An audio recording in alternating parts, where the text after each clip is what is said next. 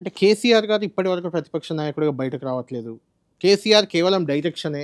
Action అంతా కేటీఆర్‌దే అంటే ఏమంటారు? కేసీఆర్ గారు ఇవాళ ఆయన ఏజ్ అనండి, ఆయన ఎక్స్‌పీరియన్స్ అనండి, ఆయన స్థాయి అనండి, ఇవాళ నేను ఒకటే అడుగుతున్నా కళ్యాణ్. ఎందుకు రావాలి కేసీఆర్ గారు బయటికి? ఎవరి కోసం రావాలి? రేవంత్ రెడ్డి గారి కోసమా? ఆయన కోరుకుంటున్నాడనా? లేదా ఆయన తెల్లారి లేస్తే మాట్లాడే బూతులు వినడానికా? రక్తం చల్లండి, ఒక రక్త పిశాచిలాగా రక్తం చల్లండి అనే మాట ఎవరైనా ముఖ్యమంత్రి మాట్లాడంగా మీరు విన్నారా? బడివే అనే అన్‌పార్లమెంటరీ మాటలు అసెంబ్లీలో మాట్లాడడం ఎప్పుడైనా విన్నారా? ఈ పనికిమాలిన మాటలు వినడానికి కేసీఆర్ గారు రావాలా? డెఫినెట్‌గా కేసీఆర్ గారు తయారు చేసిన సైనికులం మేమందరం ఉన్నాం. ప్రజల తరపున నిలబడుతున్నాం. ఏ సమస్యలో మేము ముందు లేం. వాళ్ళ బీఆర్ఎస్ కాకపోతే అసలు ఈ రాష్ట్రంలో ప్రతిపక్షం ఉందా? బీజేపీ, కాంగ్రెస్ అయితే అండర్‌స్టాండింగ్‌లోనే బ్రహ్మాండంగా పనిచేసుకుంటున్నారు. కాబట్టి రాష్ట్రంలో ఉన్న ఒకే ఒక్క ప్రతిపక్షం, ఒకే ఒక్క ప్రజల పక్షం బీఆర్ఎస్ మాత్రమే. కేసీఆర్ గారు ఇవాళ మా అందరికీ ఎలా గైడెన్స్ ఇస్తే మేము అలా పనిచేస్తున్నాము. సందర్భానుసారంగా కేసీఆర్ గారు కూడా ఏ సందర్భం వచ్చినప్పుడు వస్తారు. రాలేదా? కృష్ణా జలాల విషయంలో ప్రభుత్వం మన ప్రయోజనాలు తాకట్టు పెట్టినప్పుడు కేఆర్ఎంబీకి కేసీఆర్ గారు వచ్చి నల్గొండలో గర్జించలేదా? ఎందుకు కేసీఆర్ గారు రాలేదన్నమాట ఎందుకంటారు? సందర్భం బట్టి, పరిస్థితి తీవ్రత బట్టి కేసీఆర్ గారు డెఫినెట్‌గా వస్తారు.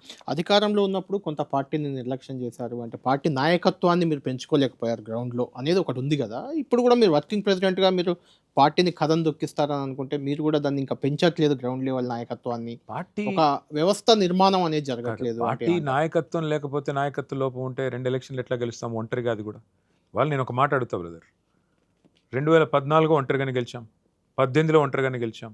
23లో కూడా మేము ఓడిపోయింది ఎంత? వెంట్రుకవాసి తేడాతో. 4 లక్షల ఓట్లు, మొత్తం 4 కోట్ల జనాభా ఉండే తెలంగాణలో మేము ఓడిపోయిన తేడా జస్ట్ 4 lakhs. కాబట్టి పార్టీ బలంగా ఉంది, అందులో ఏం డౌట్ అక్కర్లేదు. ఇవాళ వాస్తవం ఏంటి అంటే ఏ పార్టీ కంటే కూడా మాకు నెట్వర్క్ బలంగా ఉంది. ప్రతిపక్షంలో ఉన్నా కూడా ఈ రోజు కూడా ఎక్కడికి వెళ్ళినా ఇవాళ మా కార్యకర్తలు ఉత్సాహంతో, ఆత్మవిశ్వాసంతో తొణికిసలాడుతున్నారు. ఇది వాస్తవం. ఏ సర్వే అయినా చేయండి. మన ముఖ్యమంత్రి గారు చేసుకున్న సర్వేలో కూడా మాకు 72 సీట్లు వస్తాయని చెప్పి వారి సర్వే కూడా తెలియదు. అందుకే ఆయన ఫ్రస్ట్రేషన్లో గావు కేకలు పెడుతున్నాడు ఆయన. అంటే మీరు ఆలోచించండి, మరి ముఖ్యమంత్రి గారు ఎందుకు ఫ్రస్ట్రేట్ అవుతున్నారు? ఆయన జీవితంలో రాదనుకున్న పదవి వచ్చింది, ముఖ్యమంత్రి కావాలన్న కళ నెరవేరింది. మరి రోజు ఎందుకు గొంతులు పెంచి, ముక్కు పుట్టలు బిగిలించి ఎందుకు రోజు అరుస్తున్నాడు, గావు కేకలు పెడుతున్నాడు? ఎందుకు రోజు బీపీ పెంచుకొని ఆగమాగమవుతున్నాడు? ఒకటే కారణం, BRS is resurging, BRS is coming back. ఇది ముఖ్యమంత్రి గారికి అందరికంటే బాగా తెలుసు.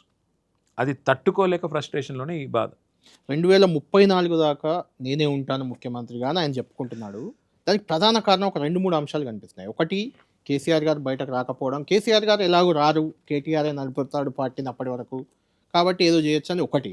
రెండోది, హరీష్ రావు గారిని పదే పదే, మీరు హరీష్ రావు గారు ఇద్దరు పార్టీని నడుపుతున్నా అంటే బీజేపీలో చేరిపోతాడు, కేసీఆర్ మీద ఒట్టేసి చెప్పు అని చేరనని, ఇలాంటి నేరుగా ముఖ్యమంత్రి గారే అంటున్నారు. కాబట్టి నేను మిమ్మల్ని అడుగుతున్నాను, మీ ఇద్దరి మధ్య గ్యాప్ రావడం అది కాంగ్రెస్ కలిసి వస్తుందని ఒక ధీమా కనిపిస్తుంది. ఒకటి అడుగుతాను కళ్యాణ్ గారు, ఇవాళ ముఖ్యమంత్రి గారు ఏదైనా స్టేట్మెంట్ ఇస్తే మేము విమర్శ చేస్తే, లేదా మేము విమర్శ చేస్తే, ఒక్క మంత్రి అన్న ముఖ్యమంత్రిని సమర్థిస్తూ మాట్లాడుతున్నాడా రాష్ట్రంలో? మీరు చెప్పండి నాకు.